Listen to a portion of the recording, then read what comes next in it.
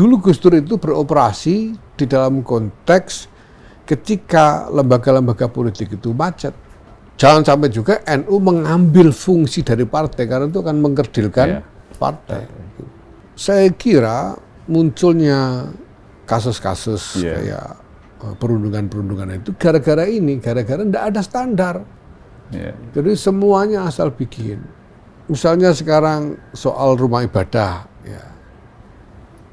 ya sebetulnya kalau orang mau berpikir rasional pertama ya, apa sih ancaman dari rumah ibadah yang nggak ada ancaman apa-apa gitu. Kalau ada yang orang mengaku ulama misalnya, tapi berdasarkan ulama bodong rujukan.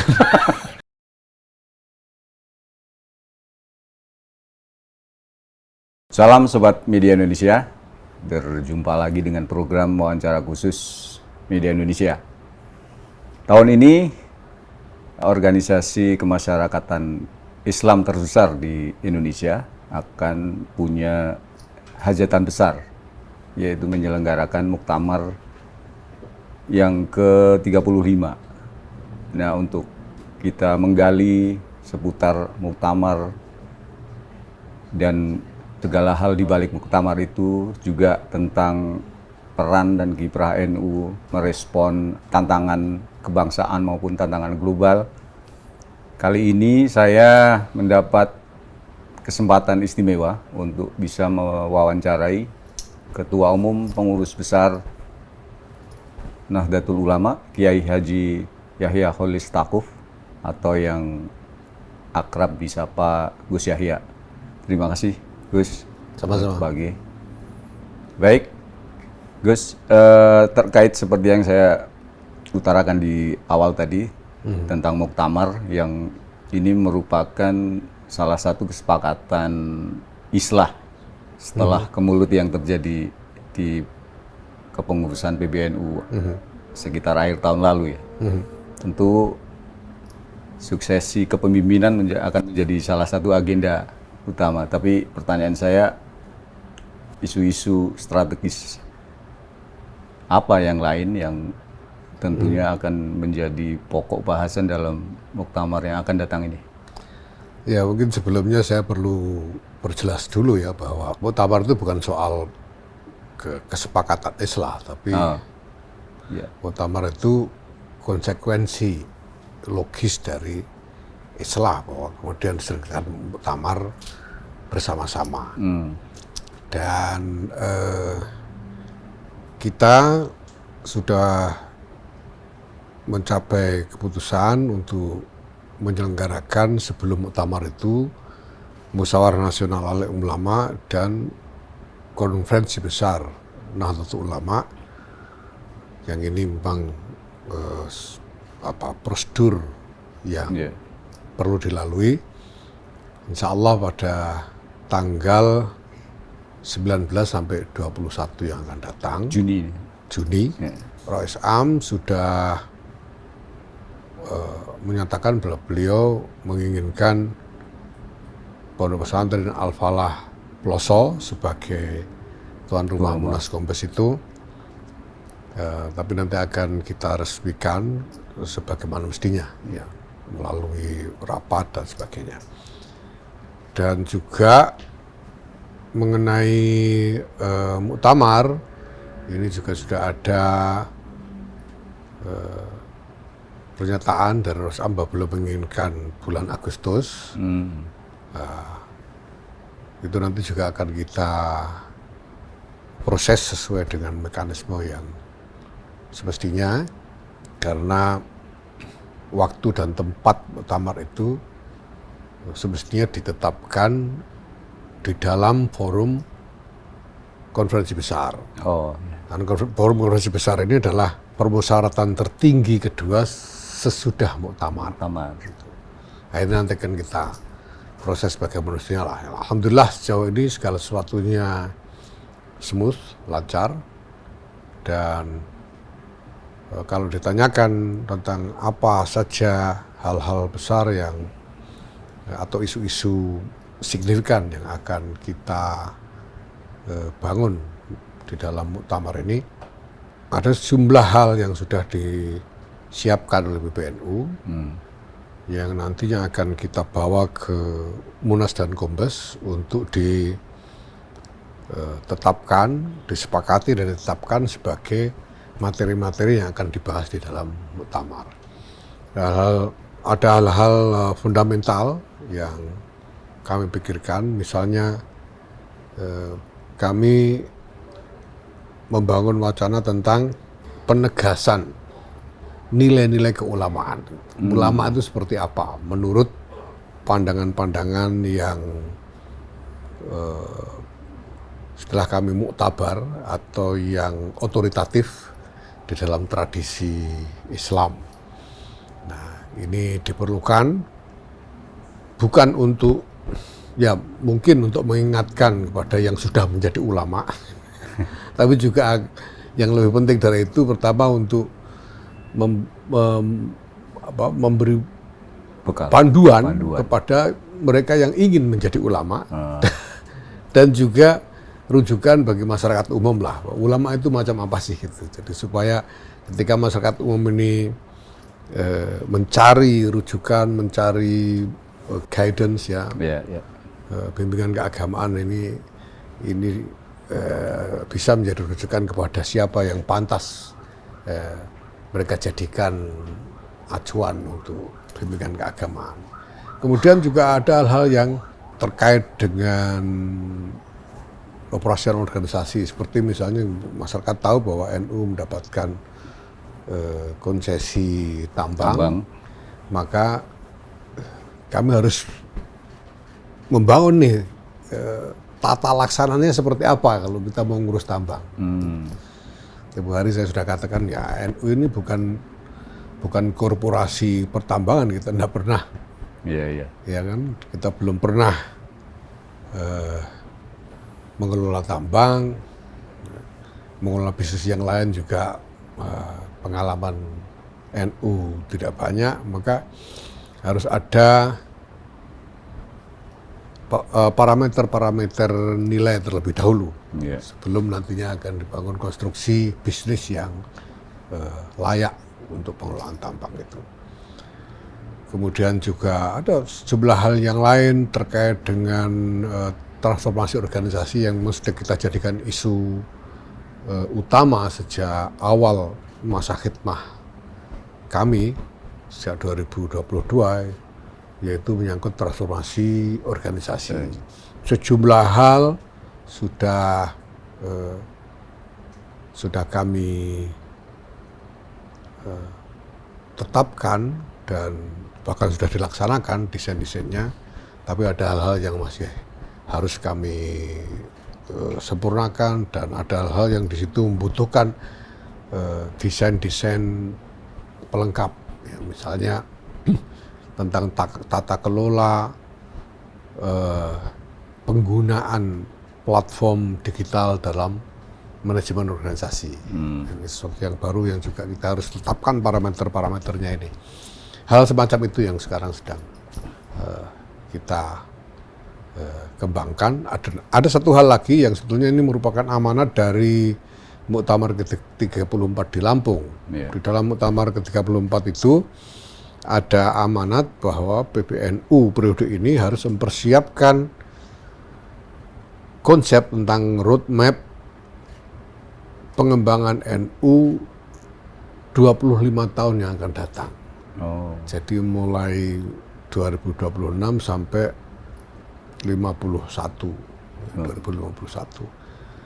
Kami sudah siapkan, nanti akan kita bicarakan dan ditetapkan di Muktamar, insyaallah. Ya. Saya tertarik tadi soal yang tambang tadi, karena itu sempat ramai juga kemarin. Dan di dalam internal NU pun masih ada penolakan, ada beberapa penolakan. Itu seperti apa penyikapan dari PBNU? NU segede ini kan ya, kalau ada yang nolak, ada yang terima kan ya wajar.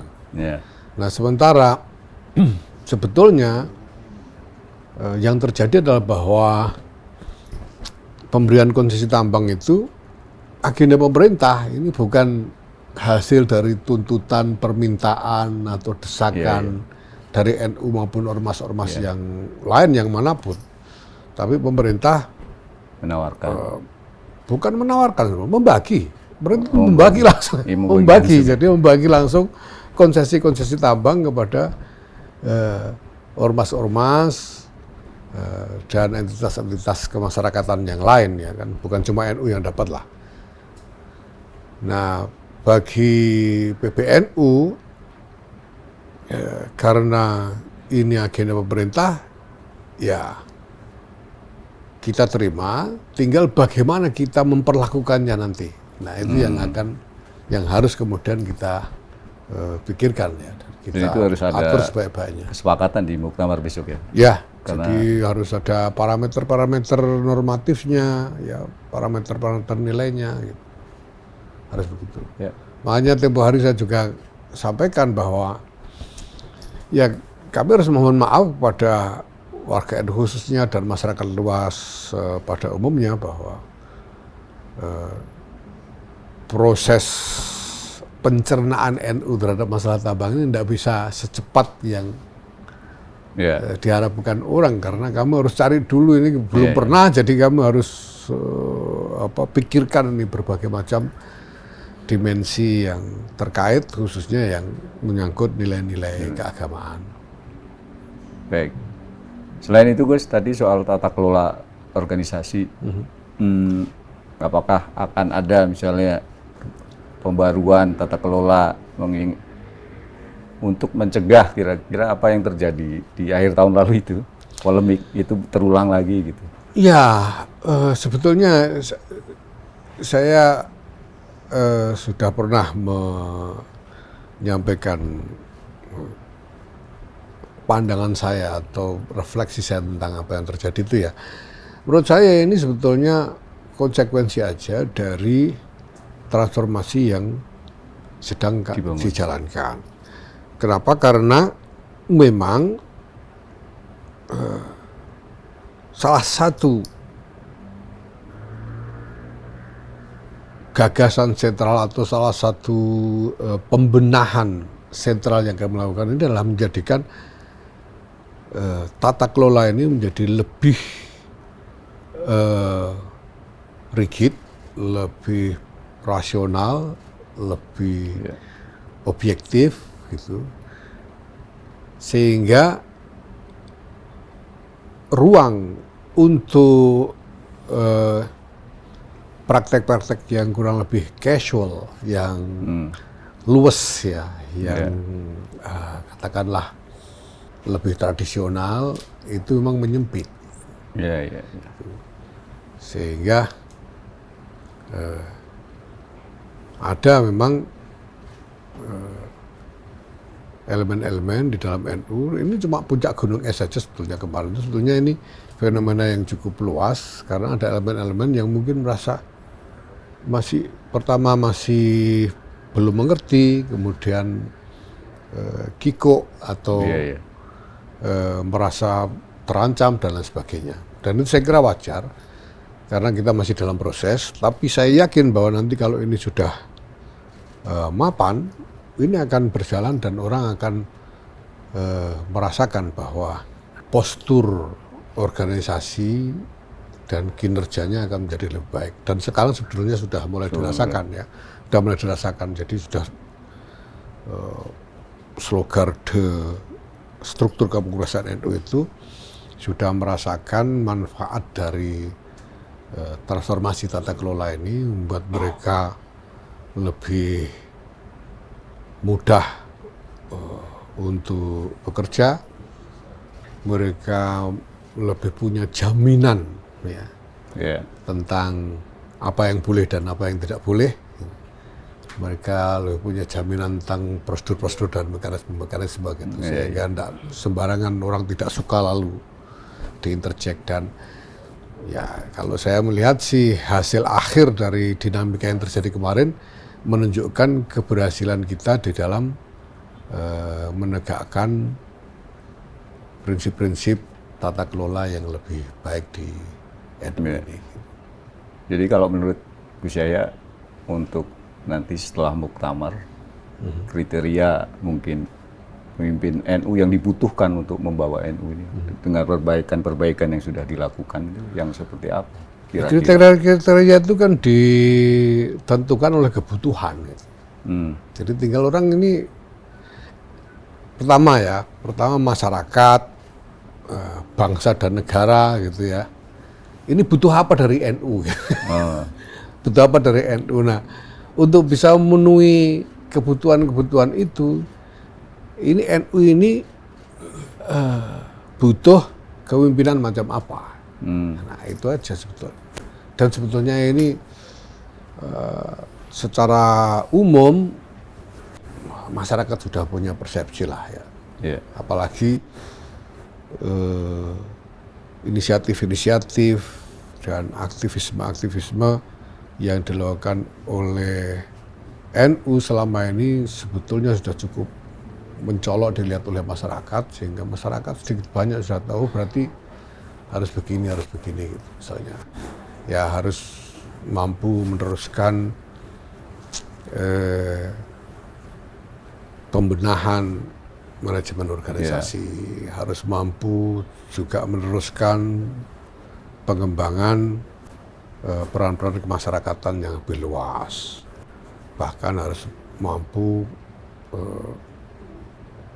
atau punya kinerja yang cukup baik di dalam international engagement, dalam hubungan-hubungan dalam perhubungan internasional, karena banyak inisiatif-inisiatif internasional yang sudah kita laksanakan dan sudah membuahkan hasil yang berkembang. Jadi kita kan mulai international engagement itu dari arena keagamaan, tapi ketika NU ini lalu kemudian dikenal di arena internasional, di dunia internasional itu kemudian banyak bidang lain juga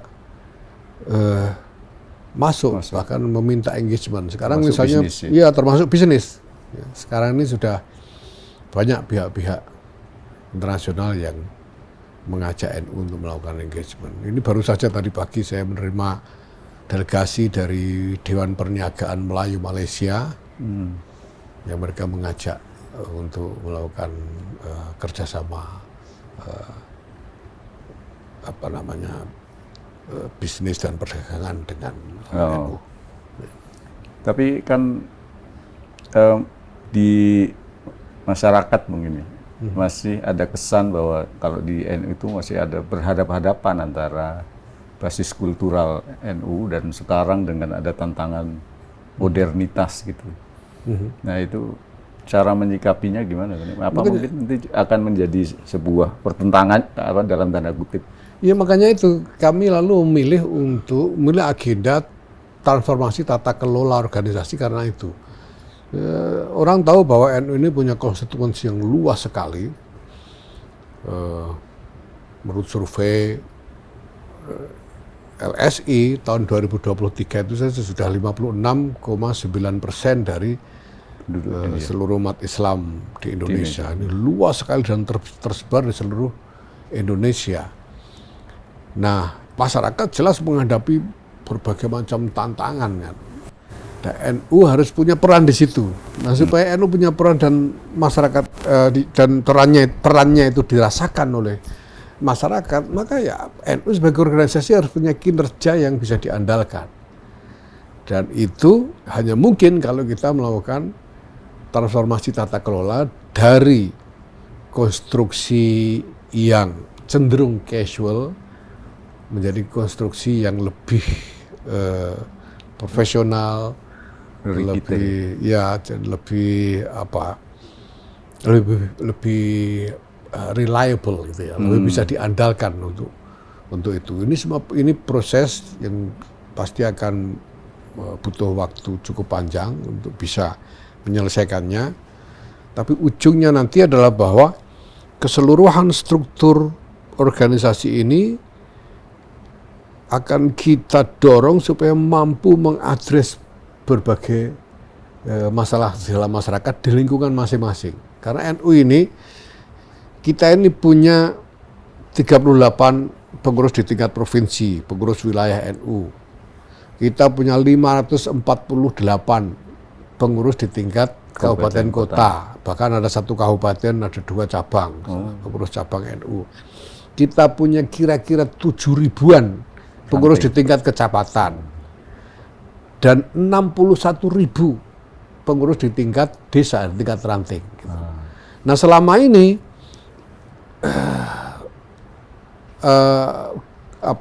model aktivisme dari pengurus-pengurus ini sifatnya sangat communal driven gitu. Jadi didrive oleh komunitas masing-masing gitu. Nah ini menjadikan kehadiran peran NU itu jadi tidak merata. Nah supaya karena ini struktur yang luas sekali dan pasti sangat berharga kalau bisa diaktifasi untuk bisa mengadres masalah-masalah masyarakat di lingkungan masing-masing. Nah ini sekarang kita upayakan, kita bangun dan kita laksanakan strategi untuk meningkatkan kinerja dari struktur kepengurusan ini melalui transformasi tata kelola itu. Itu yang sekarang kita upayakan. Kira-kira Gus ada pertanyaannya, tapi dalam upaya perahu PBNU menghadapi berbagai tantangan segala macam tadi, peran Gus saya ke depan apakah akan tetap memimpin perahu ini? Saya katakan sudah setahun yang lalu saya katakan ya sebetulnya tidak masalah siapa saja yang mau mengambil alih kepemimpinan, tapi saya bilang saya sudah lakukan. Saya tahu caranya supaya siapapun yang mengambil alih terpaksa meneruskan agenda ini. Saya sudah katakan begitu. Dan sudah jalan. Ya insya Allah lah, namanya ikhtiar ya. Insya Allah ada sebelah hal yang saya kira sudah sulit sekali untuk dibongkar atau dikembalikan ke konstruksi lama, sudah sulit sekali. Ya. Misalnya soal sistem pelatihan kader yang kita jadikan backbone dari meritokrasi organisasi sudah susah sekali. Kalau mau dibatalkan ngamuk semua itu nanti semua. Selalu platform digital yang kita bangun untuk manajemen organisasi itu juga. Jadi fondasinya sudah ada ya Gus? Sudah ada. Tinggal siapapun nanti mestinya ya meneruskan. Ya karena buat saya yang penting sudah ada transformasi mindset bahwa NU harus dikelola secara lebih profesional dan lebih berkarakter organisasional ketimbang sekedar paguyuban. Itu sudah terjadi itu perubahan mindset itu. Isinya kan namanya orang bisa menggagas banyak hal. Saya percaya bahwa di NU ada banyak pemikir-pemikir handal yang pasti punya banyak gagasan yang berguna. Ya Gus. Kalau bagaimana dengan hubungan relasi dengan politik kekuasaan Gus, sebagai kekuatan moral yang dengan konstituen yang sangat banyak seperti NU. Oke, nah ini itu penting kan nih. Jadi ya banyak godaan untuk ditarik-tarik. Makanya memang ini masalah pelik ya, Mas Pelik. Nah di periode ini sejak awal saya sudah nyatakan, bahkan sejak sebelum Muktamar 34 ketika saya bicara dengan pengurus-pengurus cabang tentang kenapa saya menawarkan diri. Ya, waktu itu saya frame bahwa saya ini bukannya mau nyalon jadi pemimpin, saya mau melamar pekerjaan. Saya bilang. Dan pekerjaannya itu adalah ini. Dan akhirnya yang saya sampaikan sejak awal itu ada 3 hal. Pertama, transformasi organisasi yang tadi sudah kita bicarakan. Yang kedua, soal reposisi NU di tengah keseluruhan konstelasi sosial politik masyarakat bangsa. Dan yang ketiga, aktivasi peran strategis internasional NU. Nah, reposisi ini penting sekali karena kita mendapati realitas baru dari NU ini yang tidak bisa disangkal, pasti akan mempengaruhi apapun yang dilakukan NU, mempengaruhi bobot dari langkah apapun yang dilakukan oleh NU. Nah dulu NU pernah jadi partai politik, dan itu berlangsung lama, dan setelah kembali ke khitoh ini tradisi atau mindset politik kekuasaan juga masih kuat. Tapi ketika kita sekarang mendapati NU ini sudah separuh lebih dari umat Islam Indonesia, maka saya berpikir bahwa tidak bisa kita menjadikan NU sebagai basis konsolidasi politik. Tidak boleh, karena itu pasti berakibat buruk buat NU sendiri, dan yang pasti tidak adil buat Indonesia gitu ya. Dan sudah ada contoh-contoh yang tidak bagus ketika ada satu segmen besar di dalam masyarakat itu dikonsolidasikan secara politik untuk kekuasaan. Maka saya katakan NU harus mereposisi, harus mendudukkan kembali posisinya di tengah keseluruhan konstelasi itu, menjadikan dirinya pertama mengambil jarak yang sama dengan semua kekuatan politik, kedua tidak melibatkan diri dalam kontestasi kekuasaan, ya, dan yang ketiga membantu pihak-pihak khususnya pemerintah di dalam menghantarkan agenda-agenda kemaslahatan agar sungguh-sungguh bisa dirasakan oleh masyarakat basis. Itu yang ingin atau agenda yang kami bawakan sebetulnya. Nah, saya kira masyarakat bisa melihat, ya, terutama para pemerhati NU, bahwa ini adalah agenda yang tidak mudah. Ya, karena tradisi kebiasaan yang selama ini ada. Tapi kami yakin bahwa ini tak terelakkan. Kalau tidak begini, banyak hal berbahaya yang akan terjadi di masa depan. Gitu. Progresnya gimana, Gus? Apakah sudah? Ya, alhamdulillah. Katakanlah jaraknya sudah mulai menjauh. Sekurang-kurangnya kita sudah berhasil menetapkan desain-desain yang membatasi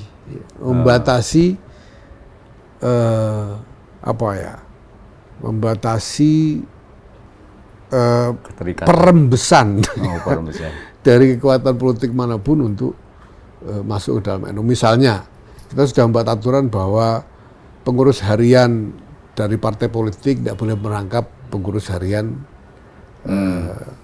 di NU misalnya gitu, bahwa ketua umum, Rois Am dan ketua-ketua dan Rois di bawah tidak boleh menjadi calon di dalam kontestasi politik misalnya. Hal semacam ini sudah kita tetapkan. Mudah-mudahan ke depan akan lebih baik, karena ada fenomena juga bahwa di basis ini pilihan-pilihan politik warga NU juga semakin beragam. Semakin beragam. Ya. Ini dari data-data survei kita, saya kira tahu lah. Sehingga kalau NU kemudian mengambil posisi politik tertentu di dalam kontestasi, ini pasti masalah di dalam juga gitu, karena di dalam ini di akar rumput beragam. Masalah. Ya. Tapi upaya rembesan-rembesan itu sudah pasti selalu ada ya. Sudah pasti selalu ada. Nah ini ya memang dinamika yang harus kita lalui. Mudah-mudahan saraf kita kuat lah menghadapi ini, namanya juga ya sesuatu yang harus kita perjuangkan.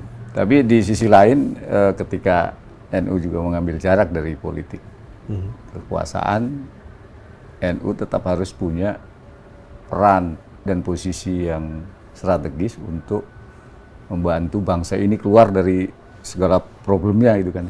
Nah, sekarang tantangannya kan semakin berat nih yang kita hadapi nih. Nah, seperti apa?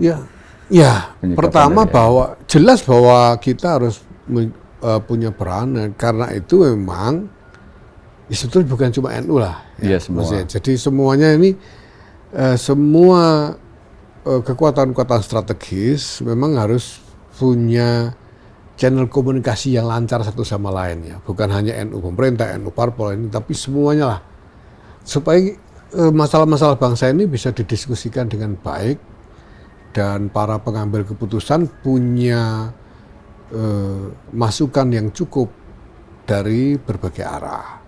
Saya kira ini penting. Tapi satu hal yang sangat harus hati-hati sekali adalah bahwa jangan sampai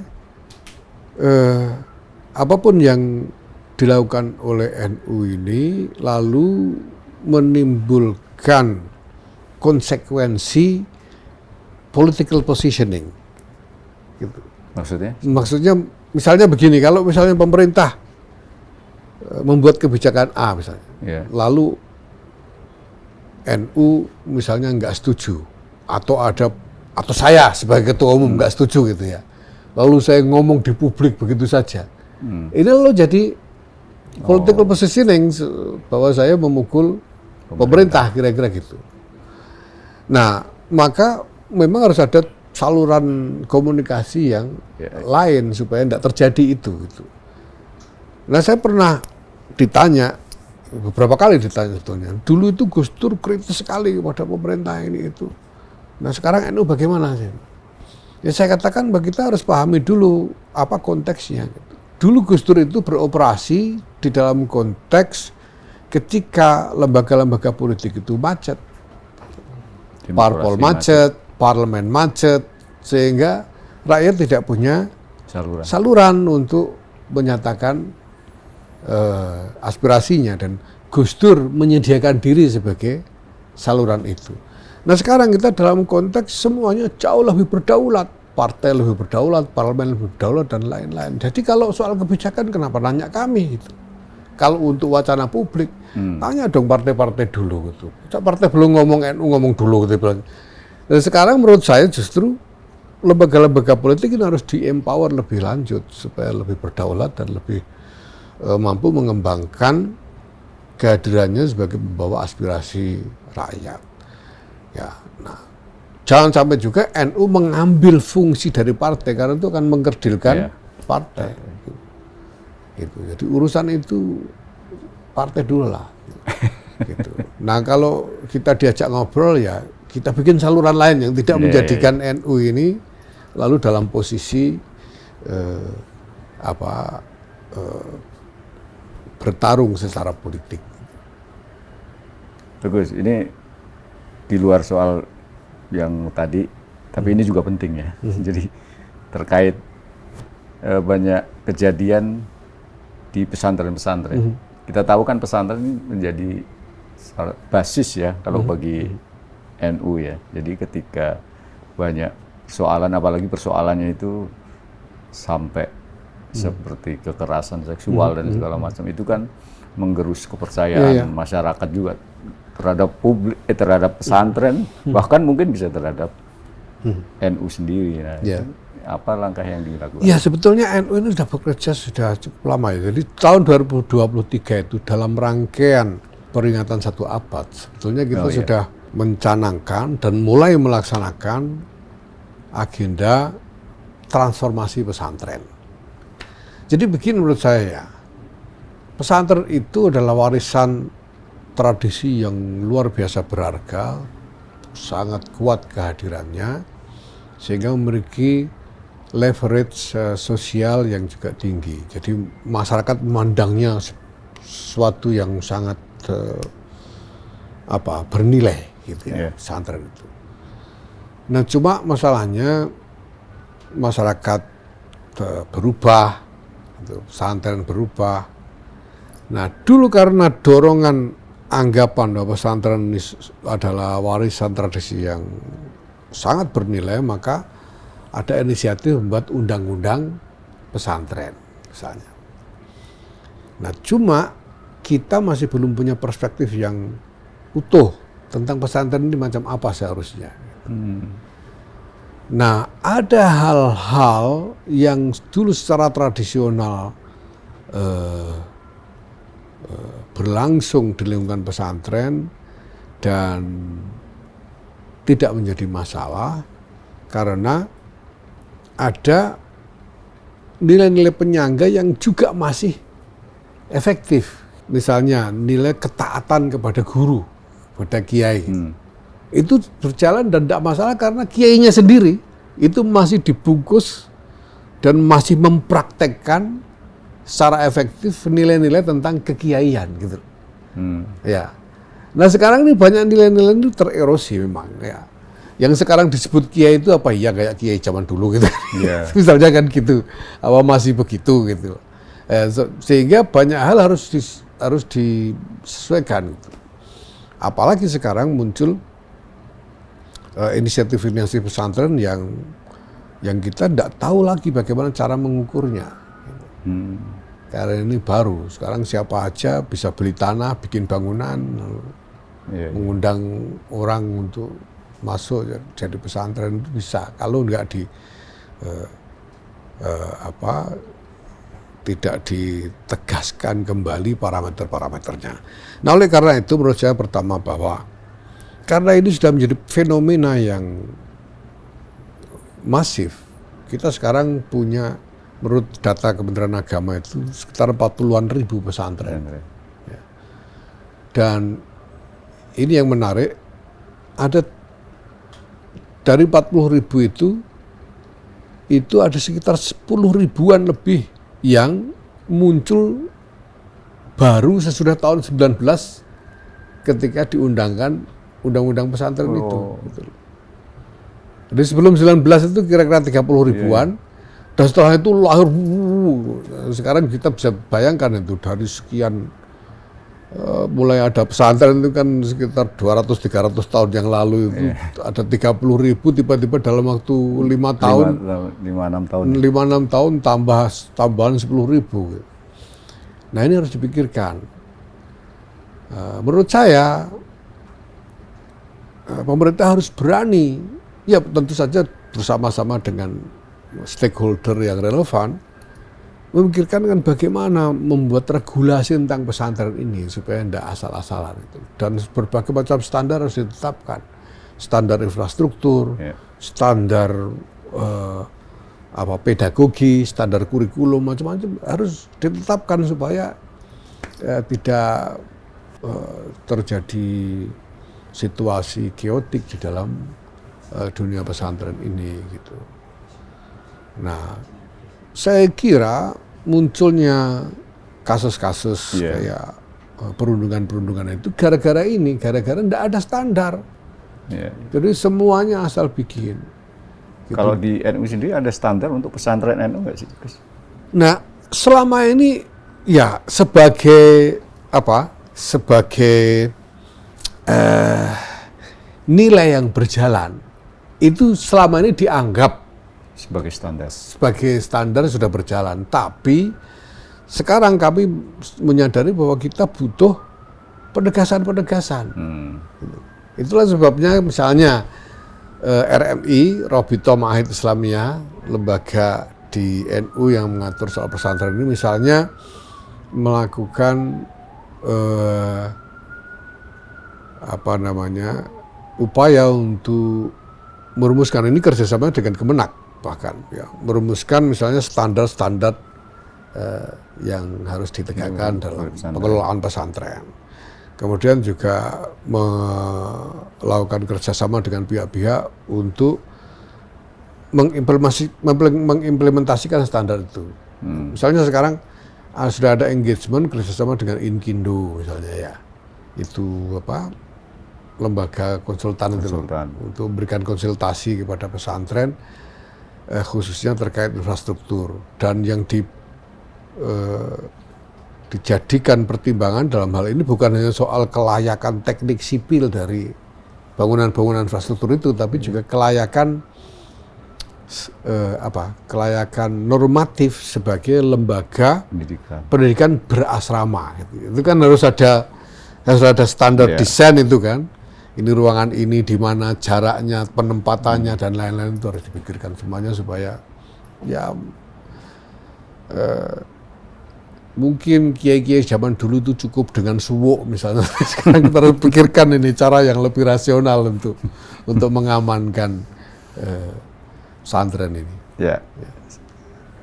Satu lagi terkait fenomena banyaknya ya mungkin ada di dalam NU kiai-kiai yang, atau bukan kiai, maksudnya jemaah yang sekarang ini belajarnya bukan lagi ke kiai, ke pesantren, tapi cukup lewat YouTube segala macam. Ya Itu kan jadi fenomena yang perlu ya itu direspon juga. ya itu tidak terhindari. Menurut saya tidak terhindari. Ya. Dan bukan berarti jelek ya. Iya. Ada bagusnya karena sekarang itu berarti masyarakat punya akses yang lebih baik, lebih besar kepada pengetahuan-pengetahuan keagamaan dan lebih mudah. Nah, saya cuma ingin mengingatkan bahwa agama ini bukan hanya soal kognitif. Agama ini bukan hanya soal pengetahuan kognitif, tapi juga soal ruhani. Jadi perlu ada spiritual engagement, perlu ada persentuhan-persentuhan rohani. Dan persentuhan rohani ini sampai sekarang saya masih yakin ya harus ada direct engagement gitu ya. Nah, persoalannya kan gimana nyari kiai atau guru yang bisa diharapkan memberikan bukan hanya bimbingan pengetahuan tapi juga bimbingan rohani ini. Nah, itu sebabnya kami berinisiatif untuk membangun wacana, mudah-mudahan nanti bisa ditetapkan sebagai salah satu hasil muktamar tentang nilai-nilai keulamaan. Supaya masyarakat dapat rujukan juga gitu loh, sedikit banyak. Oh, ini ternyata orang ini sesuai nih dengan nilai-nilai ini. Gitu. Kira-kira gitulah. Ya, walaupun secara online enggak masalah lah. Iya loh, soal online namanya. Bukan itu konsekuensinya apa panduan keulamaan? Ya, apakah misalnya, ini nggak mau nih, berarti kita nggak bisa percaya atau? Iya, saya kira seperti itu. Kalau ada yang orang mengaku ulama misalnya, tapi berdasarkan ulama bodong, rujukan, berdasarkan rujukan nilai-nilainya, karena nilai-nilai itu kan kita kompilasi dari tradisi sekian berapa terabad dari tradisi keulamaan Islam kan, untuk referensinya banyak sekali. Nah, ini yang masyarakat perlu diberi masukan tentang ini, sehingga masyarakat juga tahu ini ternyata sesuai, ini tidak sesuai gitu. Sehingga nggak sembarangan orang mengaku ulama, mengaku guru, itu mengundang santri dan sebagainya gitu loh. Kira-kira begitu. Ya mudah-mudahan ini kan namanya ikhtiar supaya masyarakat ini. Dan satu hal yang penting saya kira ya masyarakat ini perlu teliti juga mencari sumber-sumber informasi gitu ya. Walaupun akses terbuka sekarang kan ya kita tahu lah namanya sumber-sumber informasi digital itu segala macam gitu. Hoax itu ada yang menyesatkan juga banyak. Nah, itu nanti mungkin pada saatnya juga perlu ada semacam akreditasi atau apalah, atau assessment tentang, jadi kayak Google itu kan ada yang ngecek hoax atau enggak itu kan, ada ya, saya enggak tahu itu mungkin mekanisme semacam itulah, bahwa kalau ada satu sumber digital memberi informasi begini, ini enggak benar misalnya, itu harus ada. Tapi enggak sampai sertifikasi ulama lah ya, bagus ya.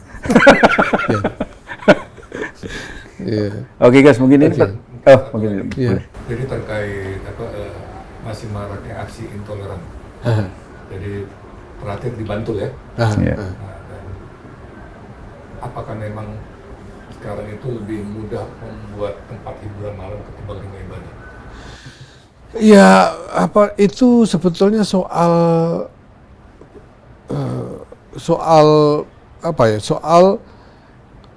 kebiasaan masyarakat, attitude-nya yang pertama masih belum sungguh-sungguh bisa mencerminkan apa yang menjadi nilai-nilai dasar kehidupan berbangsa dan bernegara kita. Yang kedua,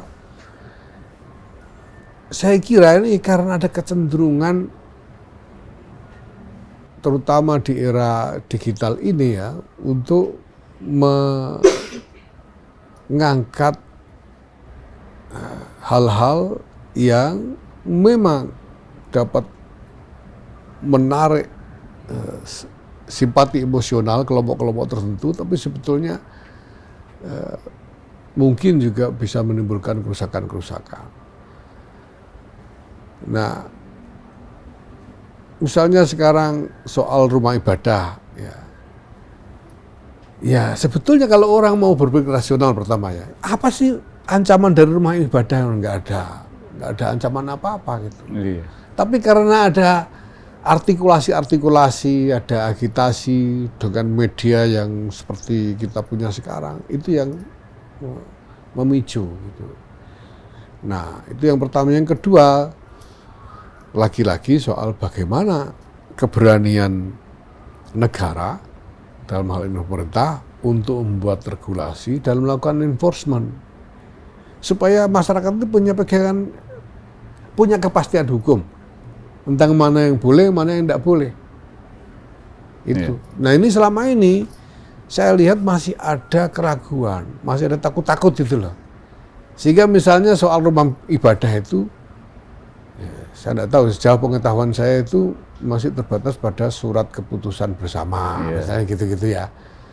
Ya kenapa tidak dibuat regulasi yang lebih tegas, yang bisa di-enforce secara hukum? Nah, tentu saja dibutuhkan peran dari aktor-aktor strategis seperti ormas-ormas Islam ini untuk memberikan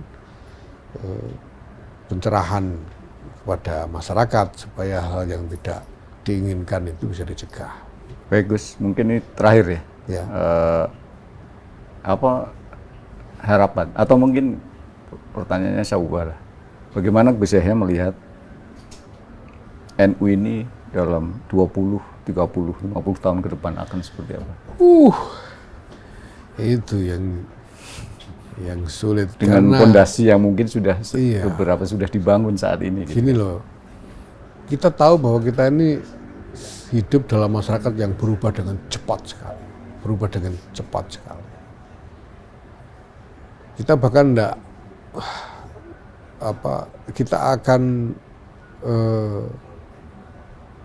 tertinggal kalau kita misalnya berpikir tentang perubahan setiap tahun, apalagi perubahan per 5 tahun, per dekade. Itu kita pasti telat karena ada banyak hal-hal yang perubahan-perubahan yang berlangsung begitu cepat. Maka misalnya dalam yang saya sebut tadi, konsep tentang roadmap NU 25 tahun ke depan, di situ harus ada disclaimer bahwa konsep ini harus terus-menerus diuji ulang gitu, secara berkala. Nah, bagaimana kita membuat ramalan tahun depan aja kita tidak tahu gitu. Apa yang terjadi hari ini kita belum tahu, 5 bulan yang lalu kok tiba-tiba terjadi seperti ini. Dalam dan bayangan ketika membuat roadmap itu apa di 2051 itu? 2051 kita bicara tentang pokok-pokok paling faktor-faktor paling strategis yang memicu perubahan-perubahan, dan bahwa NU harus memiliki covering yang memadai ya, memiliki penguasaan yang memadai atas faktor-faktor strategis itu, misalnya teknologi informasi, kemudian soal lingkungan, kemudian soal hubungan antar kelompok, hal macam itu, ya.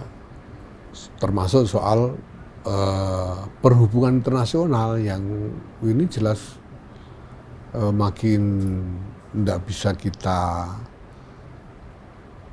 cegat, ya, tidak bisa kita cegat karena batas-batas runtuh semua. Nah, ke depan pasti mau tidak mau ya. Kalau saya bicara, saya tanya bagaimana NU 20 tahun ke depan misalnya, NU terpaksa harus hadir di dalam masyarakat internasional. Itu sudah apa boleh buat gitu. Karena nature dari hubungan masyarakat ini sudah sedemikian rupa, dan dunia sekarang ini sedang berproses menuju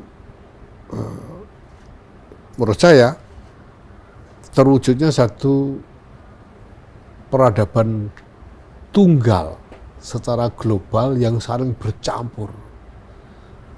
Ini sebetulnya saya temukan rumusannya beberapa tahun yang lalu, dulu lama sekali, udah sekitar tahun 2017-an. Ini saya katakan the world is moving toward the emergence of a single interfused global civilization. Karena batas-batas semuanya runtuh, baik batas fisik, geografis maupun batas sosial, politik, budaya. Ya ini campur aja semua jadi kampung raksasa global. Nah itu yang harus dipikir, bagaimana lalu kita berhubungan dengan kelompok-kelompok yang berbeda dan lain-lain. Baik Gus, terima kasih. Ya sama-sama. Selamat dan sukses untuk muktamarnya nanti. Terima kasih, amin, Dan amin. kita amin. menunggu kiprah yang jauh lebih besar dari NU di dunia internasional. Amin, tadi. amin, amin, amin. Demikian Sobat Media, wawancara kami dengan Ketua Umum PBNU, Kiai Haji Yahya Khalil Stakuf. Semoga bermanfaat dan menginspirasi. Terima kasih.